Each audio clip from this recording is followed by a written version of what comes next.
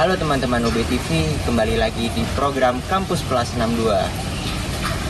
Saat ini bersama aku Raka Undru Alamsyah dari Wolf Visip UB. Nah teman-teman, di sini ada yang tahu nggak sih Wolf Visip UB itu apa?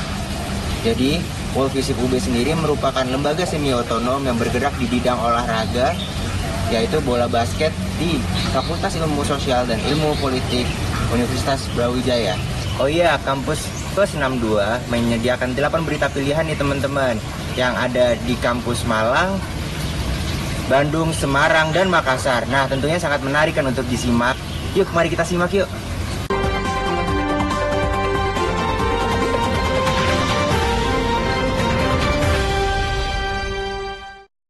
Rektor Universitas Brawijaya Profesor Widodo mencanangkan zona integritas tahun 2025 di Universitas Brawijaya. Zona integritas ini bertujuan untuk mewujudkan tata kerja dan tata kelola organisasi yang lebih baik. Ditemui usai pembukaan zona integritas, Rektor Universitas Brawijaya Profesor Widodo mengatakan bahwa pihaknya mendorong penciptaan budaya kerja yang kondusif serta perubahan pola pikir yang lebih terbuka. Dua hal ini diharapkan mampu menghasilkan pelayanan yang lebih baik dan berintegritas. Rektor mengajak seluruh sivitas akademika untuk bahu-membahu dan saling mendukung agar zona integritas ini dapat terwujud dengan lebih cepat. Yang paling penting adalah budaya. Ya, jadi sebenarnya zona integritas ini adalah membentuk karakter dan budaya, baik yang ada dalam ekosistem akademik, yang tadi disebutkan, yang ada di birokrasi, dan juga di badan usaha, memiliki integriti yang baik, memiliki sense of pelayanan kepada masyarakat yang baik juga. Nah, ini yang kita transform sebenarnya. Dan tantangan terbesar yaitu tadi, mentransform budaya dan juga mengubah mindset yang ada di masyarakat kita. Strategi konkretnya seperti apa, Pak? Yang pertama tentu kita mengikuti ketentuan-ketentuan yang ada di peraturan Menpan RB, itu yang kita ikuti, sehingga ini ada pencanangan misalnya zona integritas, kemudian juga tentu ada monitoring dan evaluasi. Peluncuran kick-off pembangunan zona integritas ini dihadiri oleh Rektor UB Profesor Widodo beserta jajaran, para dekan dan juga tim reformasi birokrasi Universitas Brawijaya.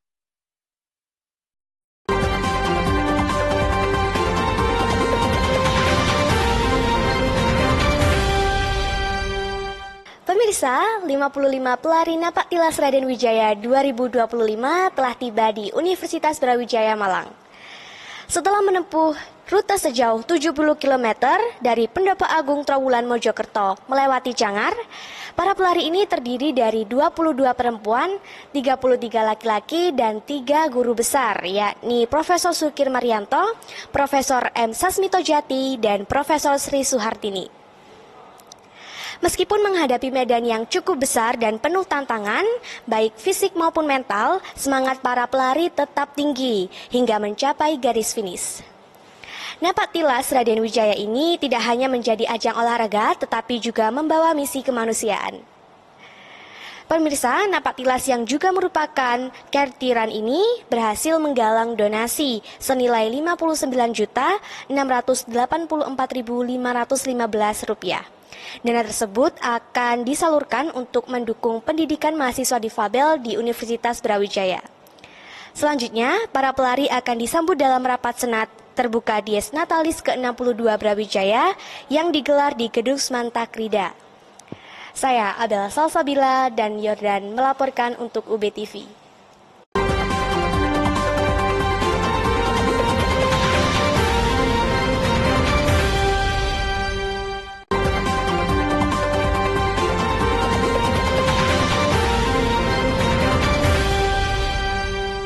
Lembaga mahasiswa tingkat fakultas di Fakultas Hukum periode 2025 dilantik oleh Dekan Fakultas Hukum Dr. Aan Eko Widiarto. Usai pelantikan Badan Eksekutif Mahasiswa Fakultas Hukum langsung tancap gas untuk melaksanakan berbagai program kerjanya. Presiden BEM Gaudiensio Pardosi mengatakan bahwa pihaknya akan segera melaksanakan pemilihan mahasiswa berprestasi untuk tahun ini. BEM menargetkan mampu meloloskan mahasiswa berprestasi hingga tingkat nasional.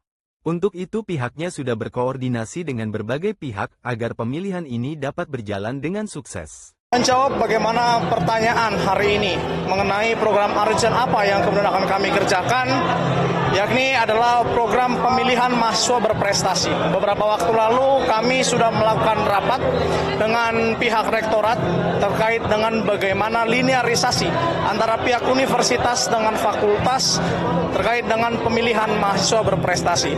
Maka hari ini Badan Eksekutif Mahasiswa kita akan bahu-membahu bekerja sama dengan pihak Wakil Dekan 3. Kita akan mengemas bagaimana Pilmapres, pemilihan mahasiswa berprestasi. Kita akan seleksi pertama dari tingkat fakultas yang kemudian nanti akan kita kirimkan ke Universitas Brawijaya menuju seleksi. Sebelumnya seluruh pengurus baik Badan Eksekutif Mahasiswa, Dewan Perwakilan Mahasiswa dan lembaga otonom fakultas yang baru dilantik oleh pihak fakultas dalam satu upacara resmi. Pelantikan ini menandai generasi organisasi mahasiswa di Fakultas Hukum Universitas Brawijaya.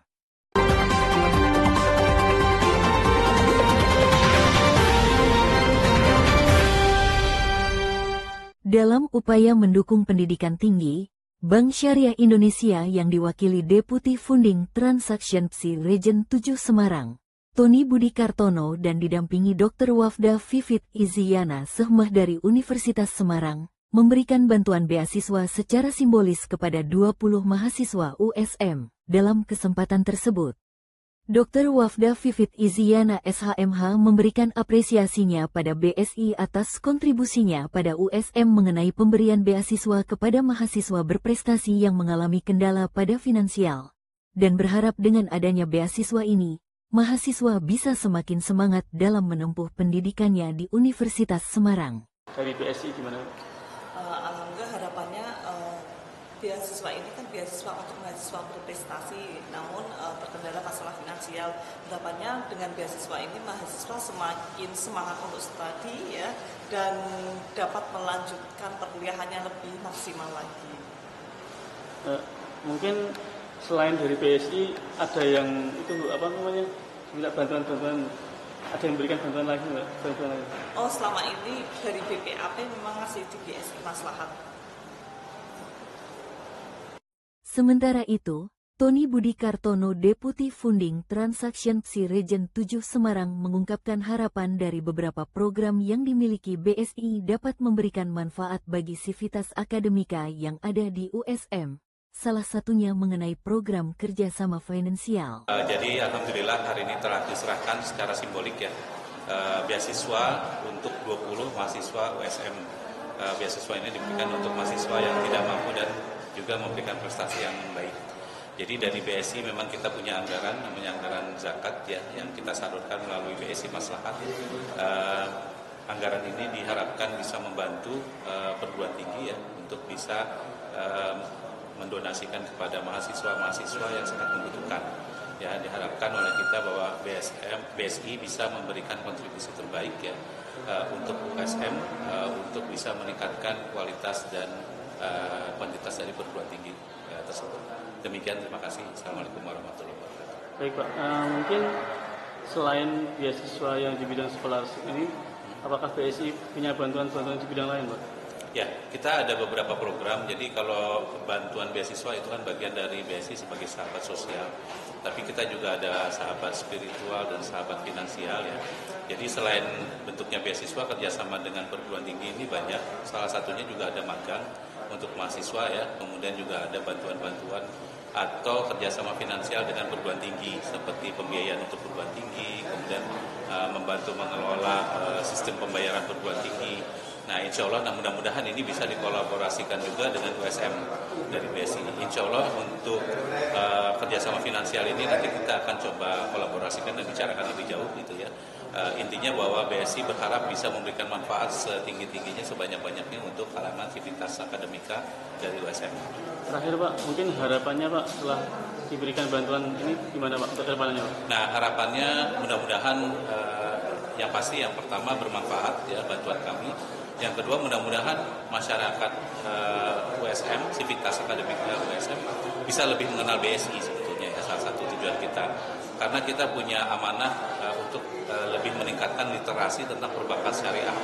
Jadi masyarakat Indonesia masih banyak yang belum mengenal perbankan syariah. Nah, harapan kami salah satunya adalah banyak anggota atau masyarakat USM ini bisa lebih mengenal bank syariah, terutama dari mahasiswa-mahasiswanya pastinya ya. Dari generasi muda mudah-mudahan banyak yang sudah mengenal dan sudah berbank syariah itu. Transaction BSI Region 7 Semarang diharapkan dengan terlaksananya kegiatan ini akan memberikan pengetahuan kepada mahasiswa USM mengenai keuangan syariah untuk masa depan yang lebih baik.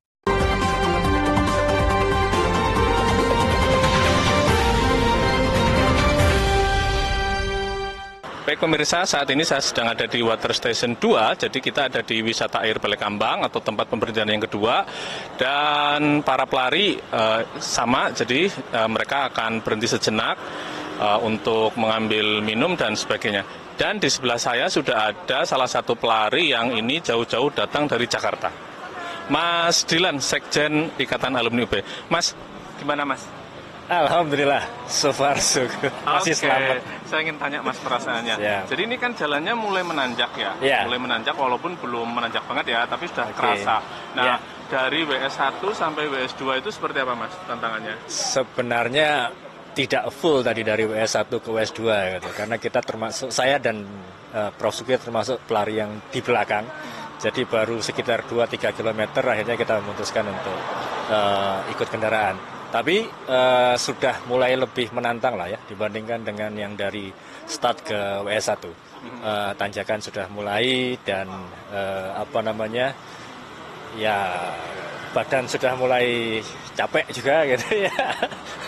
Ya mudah-mudahan ini masih istirahat sebentar, mudah-mudahan bisa lari lagi ini. Lanjut ya sampai Insya Allah. WS3 ya. WS3 kita coba. Aku pengen tanya Mas ini kan sudah sering lari ya sebetulnya, jadi Alhamdulillah termasuk komunitas sudah. Bravo Run juga ya. Ya, saya Bravo Run juga. Brawijaya Runner. Ya. Oke. Nah, tipsnya untuk mengatur stamina itu seperti apa sih Mas di jalan yang sudah mulai menanjak? Satu yang kalau dari yang pesan dari pelatih lah ya, kalau saya juga kan masih belajar.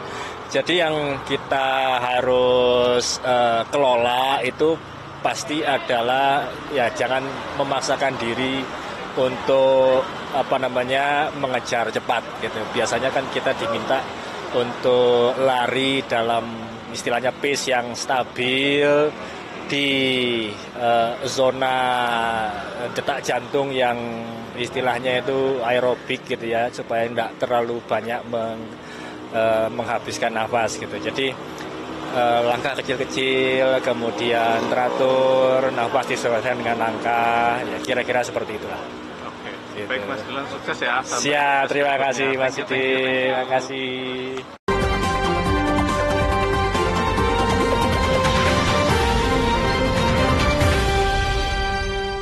Universitas Hasanuddin Makassar menunjukkan keseriusannya dalam mendukung riset global, dengan menggelar Focus Group Discussion, FGD, bertajuk Mekanisme dan Sistem Tata Kelola PAIR dan AIK Unhas Lab.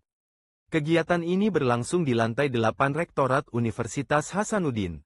Pada kesempatan ini, Rektor Unhas, Prof. Dr. Insinyur Jamaluddin Jompa, MSc, menekankan pentingnya tata kelola keuangan yang profesional untuk mendukung keberlanjutan kolaborasi riset internasional.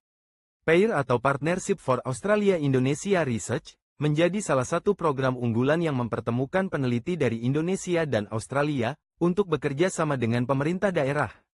Dengan dukungan Kemendikbudristek, PAIR juga berperan sebagai jembatan antara akademisi dan pembuat kebijakan, dalam hal ini pemerintah, sehingga penelitian yang dihasilkan memiliki dampak nyata bagi masyarakat. Dr.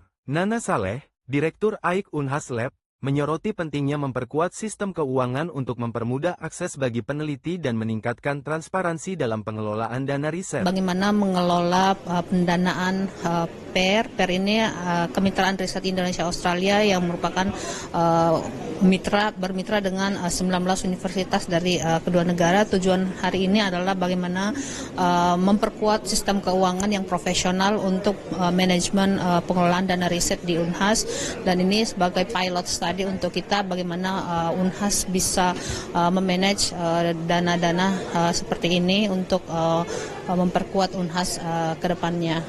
Diskusi ini juga menekankan perlunya mempermudah monitoring dan evaluasi, sekaligus mendukung keberlanjutan program riset.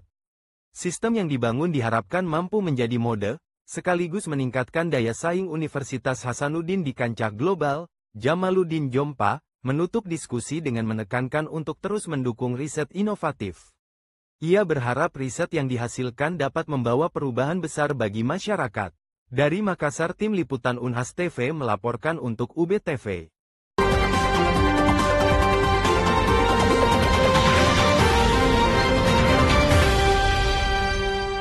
Baik pemirsa, pada pagi hari ini, tepatnya 7 Januari 2025 bertempat di rumah dinas Bupati Kabupaten Semarang.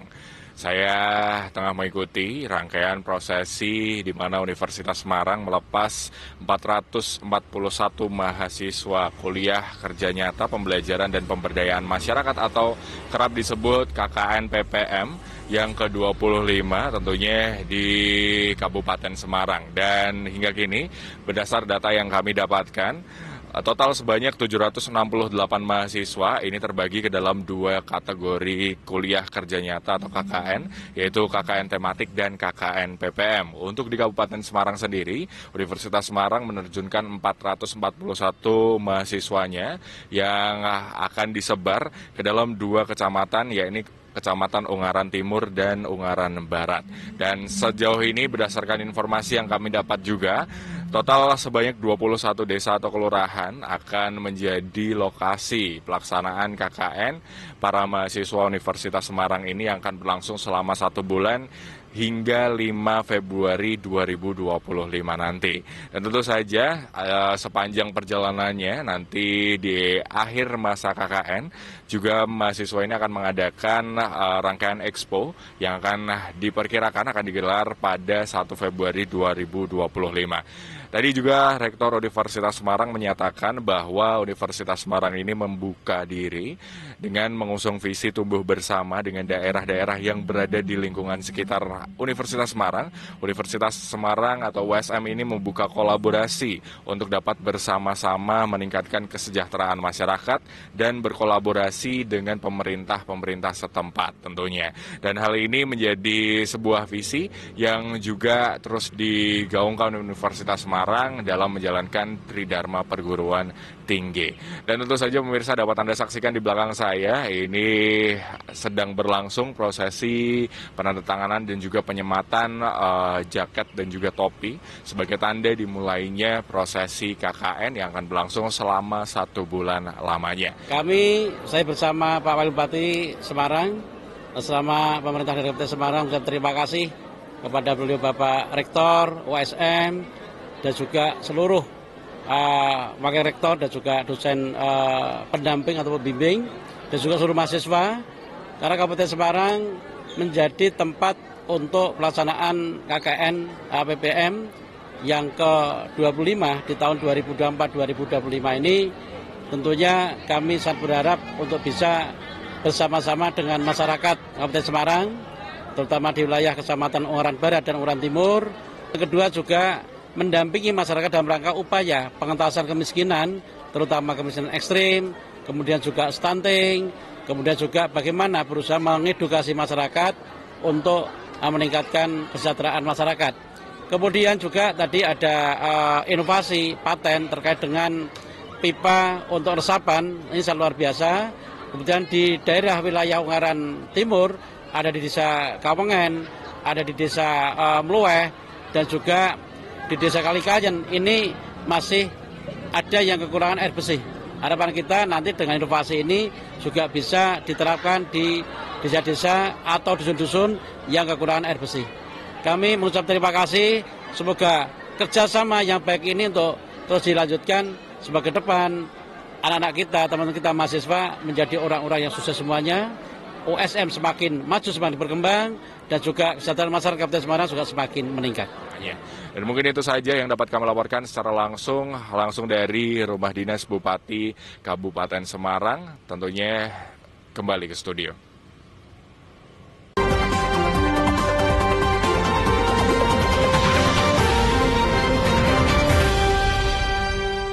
Penandatanganan kerjasama antara pemerintah Provinsi Sulawesi Selatan, Universitas Hasanuddin dan Politeknik STIALAN Makassar ini dilakukan di ruang rapat Senat Gedung Rektorat Universitas Hasanuddin Makassar, Sabtu tanggal 4 Januari tahun 2024.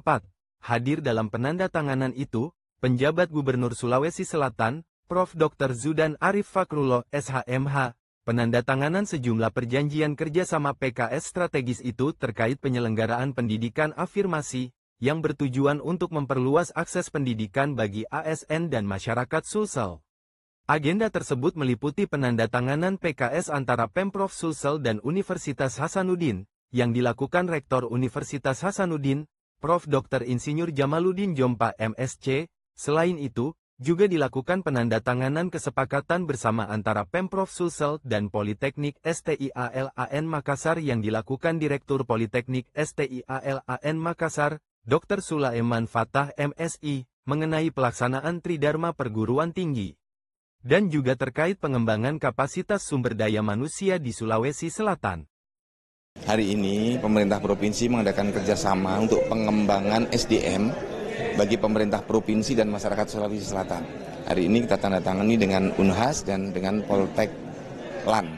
Nah, kami dari pemerintah provinsi melihat bahwa ke depan SDM ini harus menjadi penarik dan pendorong perubahan peradaban. Kita butuh SDM yang berkualitas unggul. Nah, pintunya adalah melalui pendidikan. Maka pemerintah provinsi menyelenggarakan program pengembangan SDM dengan memberikan beasiswa untuk S1, S2, dan S3 bagi para ASN dan bagi masyarakat yang memenuhi syarat sesuai dengan di dalam peraturan gubernur. Nah, oleh karena itu seluruh masyarakat silahkan baca peraturan gubernurnya, para ASN juga begitu. Kami buka prodi-prodi di Unhas, ya kami titipkan ke beliau Pak Rektor untuk S2 dan S3 bagi ASN, serta profesi dan spesialis. Nah, karena di dalam pengembangan pemerintahan membutuhkan itu semua. Juga di Setialan untuk program magister. Nah, masyarakat kita siapkan, mulai dari SMP, SMA, S1, S2, dan S3. Hari ini Unhas sangat berbahagia ya. Dan jangan lupa hari ini hari Sabtu, lihat seorang PJ Gubernur ya. Masih pakai baju korpri. Ya. Kita beraktivitas hari Sabtu adalah bagian dari dedikasi untuk negeri. Dan Alhamdulillah Pak Gubernur, PJ Gubernur kita Prof. Zudan Arif Fakrullah, salah satu gubernur terbaik yang telah memikirkan bahwa suatu daerah tidak mungkin bisa berkembang maju dengan pesat kalau tidak di-backup oleh SDM yang unggul.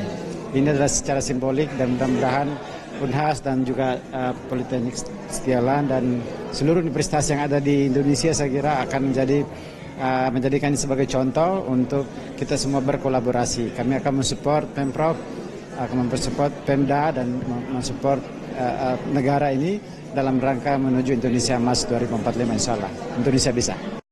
Profesor Zudan menjelaskan bahwa Pemprov Sulsel akan menyiapkan beasiswa untuk program S1, S2, dan S3, bagi ASN dan masyarakat yang berprestasi atau kurang mampu. Pendaftaran mahasiswa baru dimulai Februari tahun 2025 dengan seleksi administrasi oleh Pemprov Sulsel dan seleksi akademik oleh Universitas Hasanuddin. Kerjasama antara Pemprov Sulawesi Selatan, Unhas, dan Politeknik STIALAN Makassar ini diharapkan menjadi langkah strategis untuk mendukung visi Sulsel menuju provinsi berkelas dunia melalui pendidikan dan sumber daya manusia unggul. Rektor Unhas Profesor Jamaluddin Jompa menegaskan, program ini menjadi contoh kolaborasi universitas dan pemerintah untuk mendukung kemajuan pendidikan dan membangun sumber daya manusia berkualitas. Dari Makassar, tim liputan Unhas TV melaporkan untuk Newspoint UB TV. Gimana teman-teman? Bagus-bagus dan menarik, bukan berita-berita yang udah disajikan? Nah, bagi kalian yang ingin tahu tentang Worldvisip UB, bisa kalian pantengin Instagramnya ya di @worldvisip. Saksikan terus Kampus Plus 62 setiap Jumat pukul 14.30 di akun YouTube official UB TV dan setiap hari Minggu pukul jam 1 siang di channel YouTube UB TV Brawijaya. Jangan lupa like, komen, dan subscribe. Makasih.